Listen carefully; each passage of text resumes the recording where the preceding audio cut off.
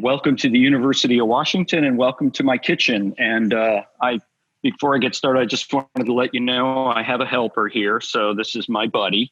And I'm going to flip over to a different camera right now because I have a bunch of things I'd like to show you. So what we're going to do today is we're going to talk a little bit about some printmaking techniques that you can do at home without a printing press. So the printing press was invented about 500 years ago, but people have been making prints for roughly 18,000 years.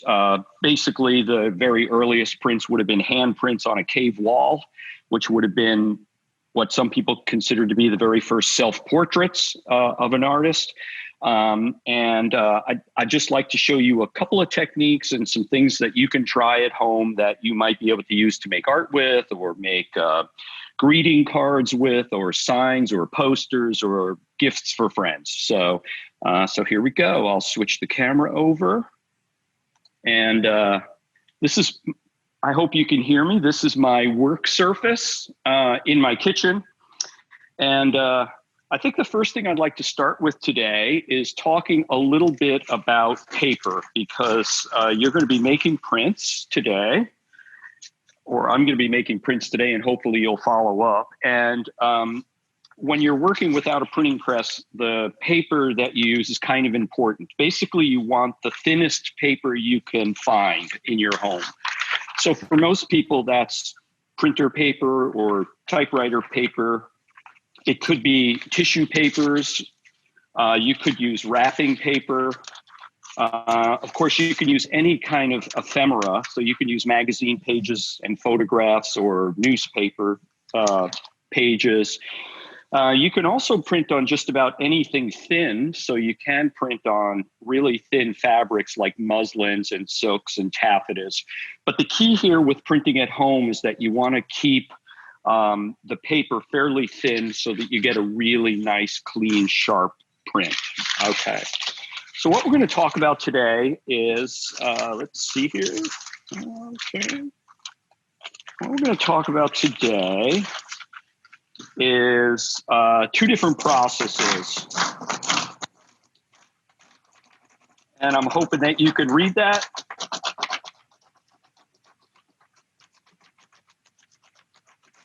Because what we're going to be talking about today is stamping and rubbing. So this is a rubbing that I've taken with a piece of graphite. You can get this at any art supply store, but you could also just use a regular pencil. And I basically just rubbed it over the back of a piece of paper that's on top of a piece of cardboard that I wrote on with a hot glue gun that says rubbing and stamping. So that would be probably one of the earliest examples of a print that exists in the world. It would have been a stamping that was probably made somewhere around 2,500 to 3,000 years ago. This is about the time of the Assyrians, Egyptians. And of course, they would not have had paper to rub on because paper was only invented by the Chinese about 2,000 years ago. But they would have been able to print on things like, this is a little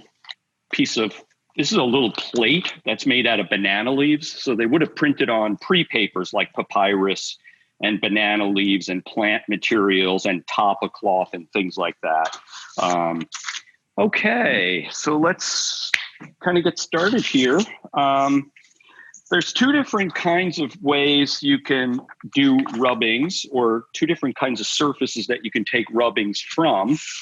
And I like to talk about them as found objects, like leaves, okay? Or coins, or keys, or anything that has a physical surface to it. And then made objects. So made objects would be things that maybe you as an artist made, or maybe something that you found that was already carved, like this is a Chinese wood block, and we can take a rubbing off of this surface. That's what I would consider to be a made surface. So, so the first thing we're going to talk about is taking a rubbing off of a found object. And real simply, again, a thin piece of paper. I have a maple leaf, and I'm just going to lay it on the piece of paper. And I'm going to just rub it from behind.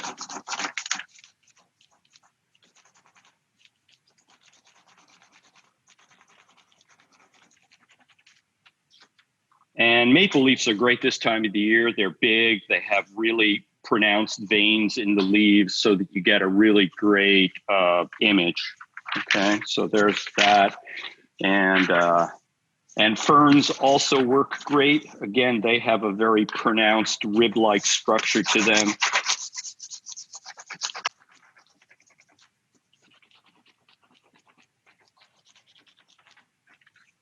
And you can kind of see that, okay? And of course, the interesting thing about rubbings is that you can rub more than once or twice on the same piece of paper so that you could make an image kind of like what I'm doing here. I'm making a little, I just made a little flower arrangement, something really simple, okay? Again, what you're looking for if you're doing plant material is something with a fairly raised vein structure to it. And the nice thing about rubbings is that when you take a rubbing, just like the example I showed you with the hot glue gun drawing that said rubbing and stamping, it prints right side out. So it doesn't reverse itself when you actually make a print. And we'll talk about that in a little bit. So other examples of surfaces that you can take rubbings off of would be coins, sticks, rubber bands, a mesh bag.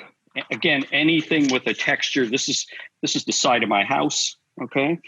And these can be used, they can be cut up, they can be glued together, and they can be used to create a variety of different kinds of collage compositions.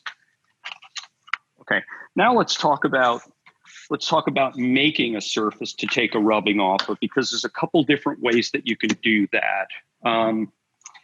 And I think for my class, probably some of the favorite ways people like to make surfaces to take rubbings off of is either using a kitchen bath, like caulking material, wood glue, or a hot glue gun. So any of those are very easy to draw with.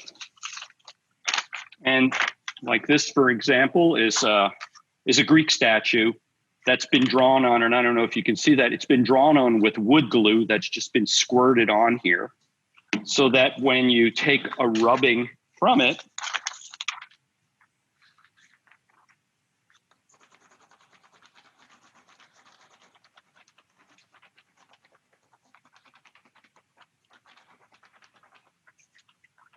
you actually get to see that figure kind of come to life. And this is a really great way to work if you're not quite sure what kind of imagery you like to work with, or you like to find imagery or use, collected images. And I have a couple of other examples here. This is a drawing with hot glue, from a hot glue gun. And the rubbing looks like that. So that comes out pretty nice. And the hot glue is really easy to control. This is a surface to take a rubbing from that's just made with tape. I have a piece of plexiglass that I carved.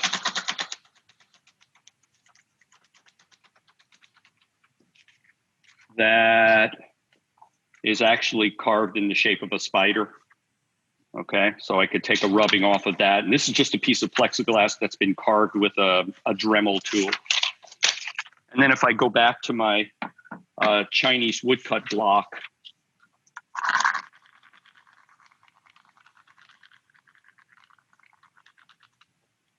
you can see that on that block is a crowd of people all standing around celebrating a holiday scene.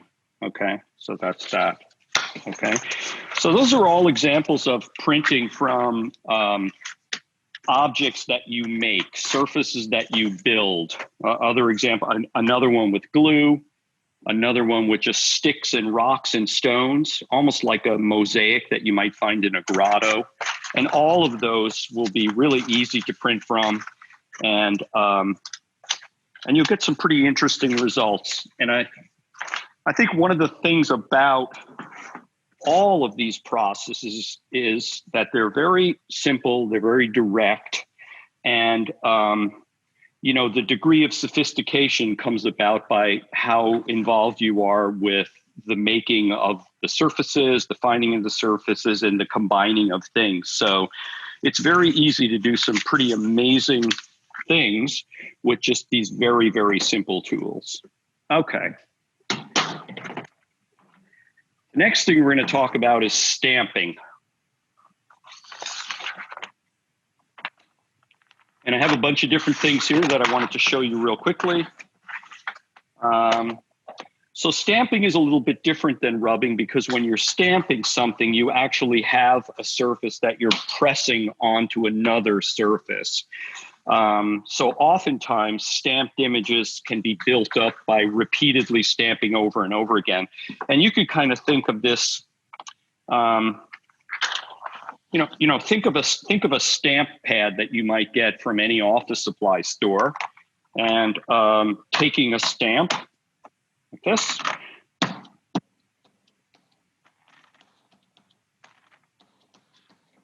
and stamping it onto a piece of paper and building up an image by repeating that stamped image. Now this is a drawing of a fly that I made, that I took to a stamp store that makes stamps for people, and they custom make these for you or for me.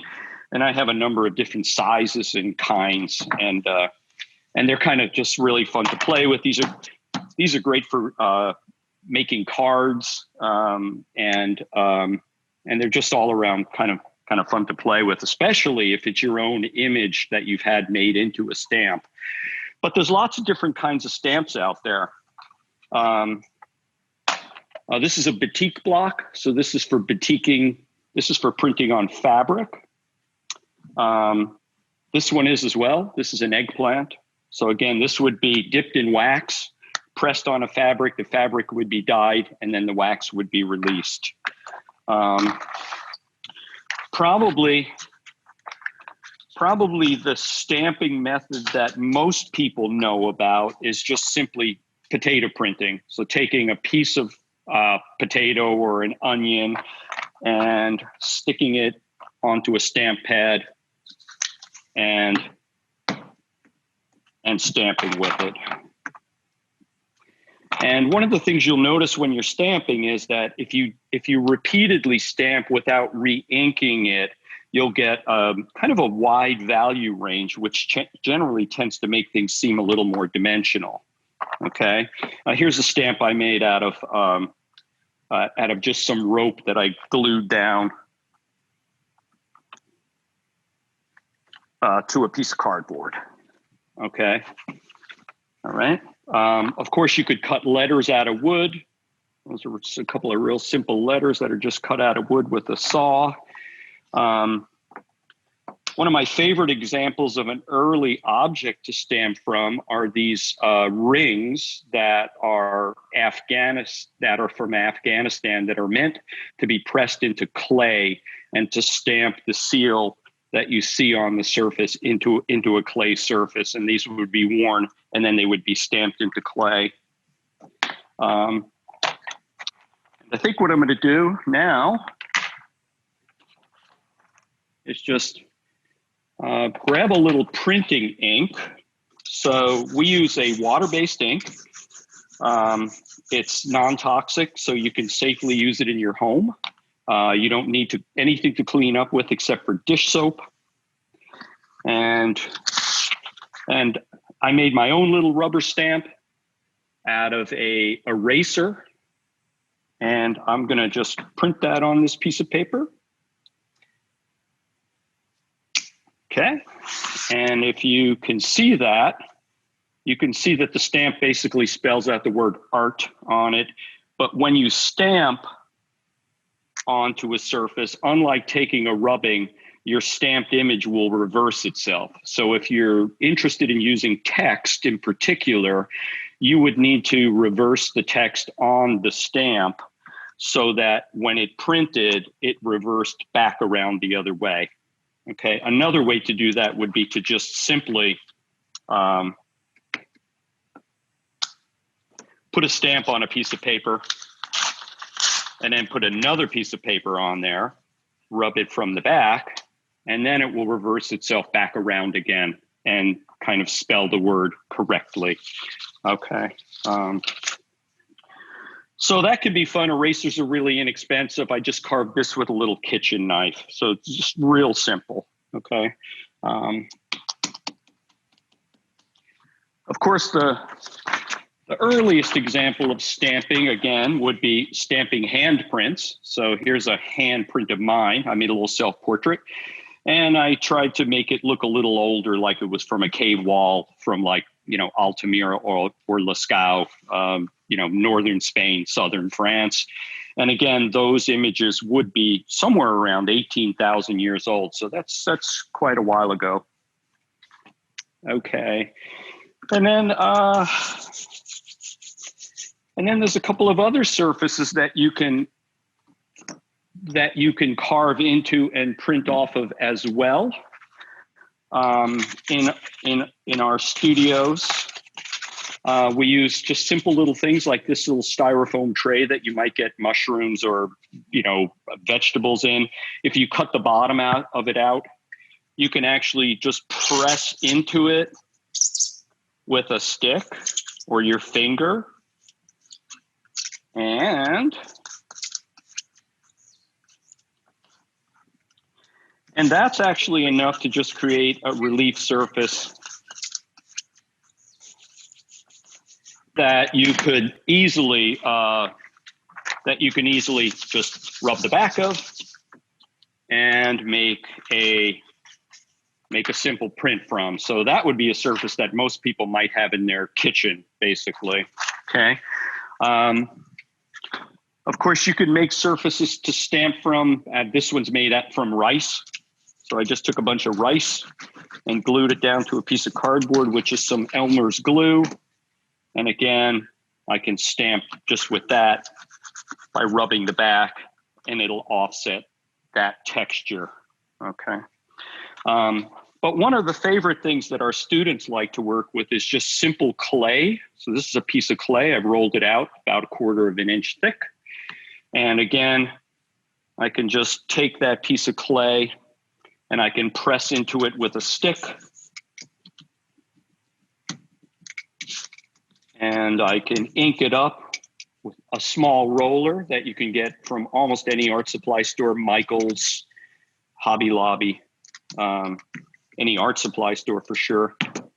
And then again, I can just press that piece of paper on there. You can either use your hand. Sometimes I use a wooden spoon, works really well. Get a little more pressure, and you'll get a really great print off of that piece of clay. And the nice thing about the piece of clay is it can be used over and over again.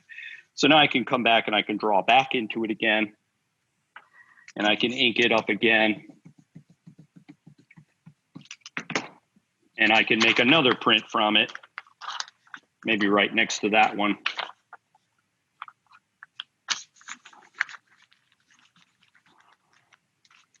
Okay, so there you go.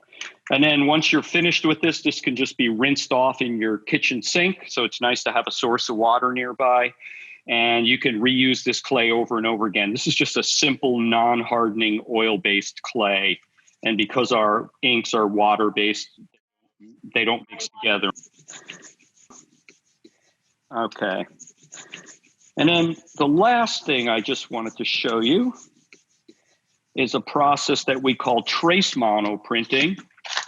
And it's a way that you can actually do a little more direct drawing. So if you take a piece of any smooth surface, basically, and I just put some ink on it, and I can lay my paper on the back. And by drawing on the back side of this, I will get a print. And you'll notice that in this case, you can see the outline I drew of this face, but it has a lot of excess ink in the background. And I can actually control that excess ink by just kind of removing a little of it. I'll get another print, okay? And I can remove a little more. Still getting prints from it. And now what I can do is I can draw into that.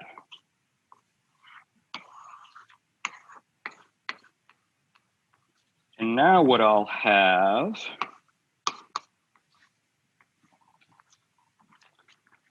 is an image that's a little bit cleaner. It doesn't have quite as much background noise to it, or, you know, whatever you want to call that, static.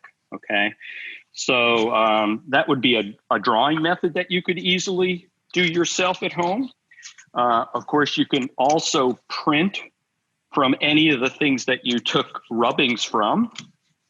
So in this case, I can take this leaf, I can ink it up. Oh, stuck to my roller. Okay, I can ink that leaf up. I can put a piece of paper on it, take a print from it. There's my leaf. Okay, and of course I've got some background information that's happening there. If I didn't want that background information, the easiest way to get rid of that is, again, to take that leaf,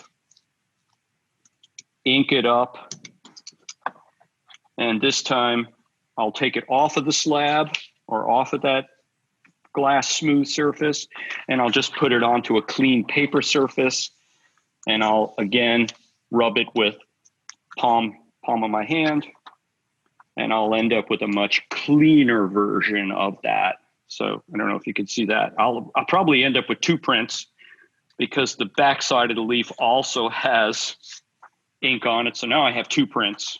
And of course, the thing about this is I can now reposition this a number of times. Again, if I wanted to create a little still life, I could do that. Okay. So in this case, I just created a little 3-leaf still life. So again, real simple. You could introduce another kind of plant to it. Oh, I was going to do a fern, but my fern is looking like it's coming apart a little bit. So I think one of the things that people find exciting about this process is there is a little bit of unpredictability to it. You know, you're with time, you can control exactly how your print will look, but typically there's always a little bit of chance that enters into this because of the thickness of the ink or the fragility of the plant material or the surface that you're printing from. Okay. And then of course, all of this just gets cleaned up in my sink with a little bit of soap and water. So, so it's real easy to do in your kitchen. It's real easy to do anywhere where you have a little bit of water that you can kind of work with. So, okay. Do any of you have any questions about any of that? Am I doing okay for time, Russell? Yeah, you're doing good. We've got about 4 minutes probably. Okay. So, and we've been answering a few questions here. Actually, here's one question that's specific to what you're doing, Professor Labitzke. Yes. Could a laser cut piece of wood be good for taking a rubbing of? Yeah, absolutely. So again, you know, that would be a great example of a found object that of a made object that you print from. And because that technology is so good at creating drawn effects and really picking up like even to the point of photographic information, yes, it'd be real easy to print off of that, right? And it'd be very similar to printing off a wood block. I mean, it would just be a wood block print, right? So it'd be similar to printing off of you know, the wood block print I have here is again that Chinese block, and if I put a piece of paper on there, I inked up the surface of it. I put a piece of paper on there. And can you also mention what type of ink you used again, Professor Labitzke? And you'll get that effect. Yeah, the ink that we have found works best is actually a printmaking ink, and it's called Akua.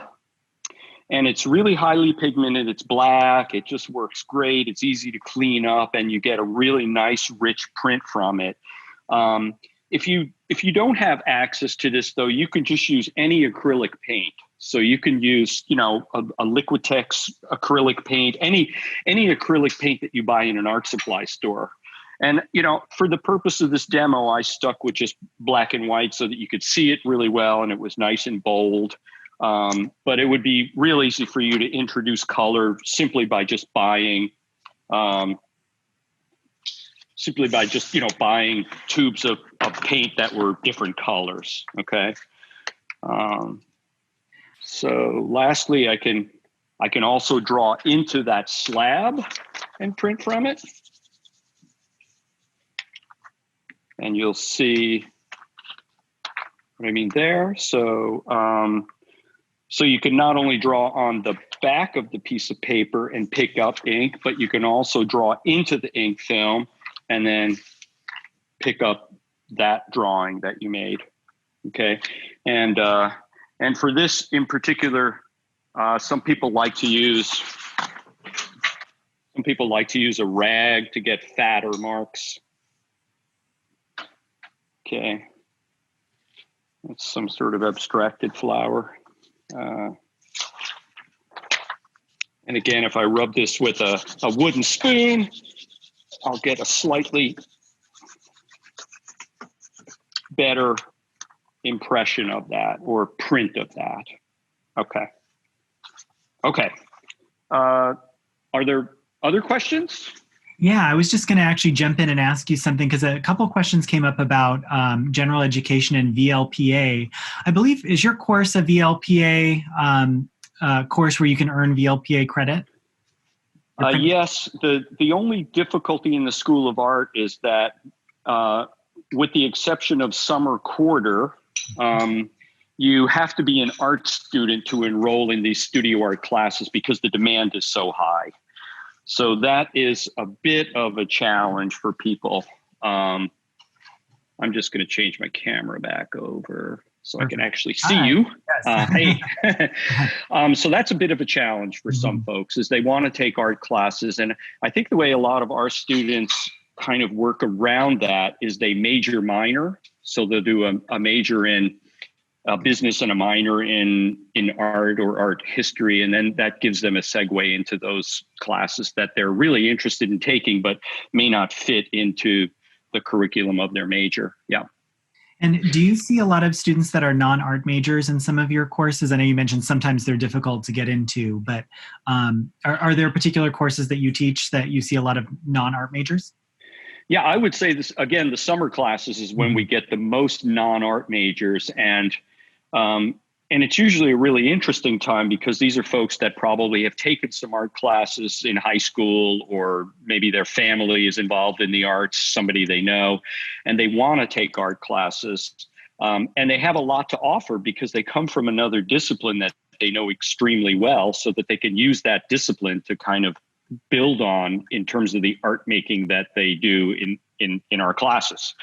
For instance, I had a student this summer who was a computer science guy, really interesting, had never taken any art classes before. And the biggest challenge for him was to figure out what actually to make art about. What was his subject matter going to be?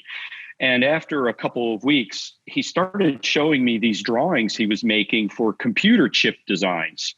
And they were just beautiful drawings. And that was his subject matter. I mean, it was something that he was intimately involved in and cared about, was interested in and excited about. And it was already a part of him and it was already there. So, you know, those are some of the really interesting conversations you have with people that come to the arts that aren't necessarily trained in the arts. Yeah. Thank you. And then one last question, because I know we're a little over time, but students that are interested in printmaking, I know because I have a beautiful print in my office, which of course I'm not in, but that I purchased at the student printmaking exhibition. Yes. Are there opportunities for students to do shows with some of their work, and what are some of those opportunities? Yeah, well, first of all, the print sale that you brought up, we usually do 2 a year. The last one we did was a remote sale. The students usually do extremely well. So they actually make work for the sale and also take work from some of the projects they've done over the years. But we have the Jacob Lawrence Gallery in the School of Art, and there are undergraduate and graduate shows throughout the year there as well. So that would be that would be a real direct way for the general public to be able to come in and see what was happening, not only in the School of Art, but also in printmaking. Yeah. Terrific. Thank you so much. I just want to take the opportunity to thank you again for spending part of your Sunday with us. I know that you're teaching courses and doing many other things. So thank you so much for this. I am inspired, and I think I'm going to head to the art store right after this session to pick up some supplies to do this in my own kitchen. Hope others that joined us today were able to do that. If we didn't get to a question or you have one on your mind, please feel free to drop an email in the chat, or you're welcome to email us at uwartsci@uw.edu. That's uwartsci@uw.edu. If you have any other questions, or feel free to look at the UW website and track down any of us from the college or from admissions if you have any specific questions. So again, Professor Labitzke, thank you so much for taking the time to be with us today. Great. Thanks for the opportunity. I hope you enjoyed it. And, try some of these things out at home. They're really simple and they're very fun. And,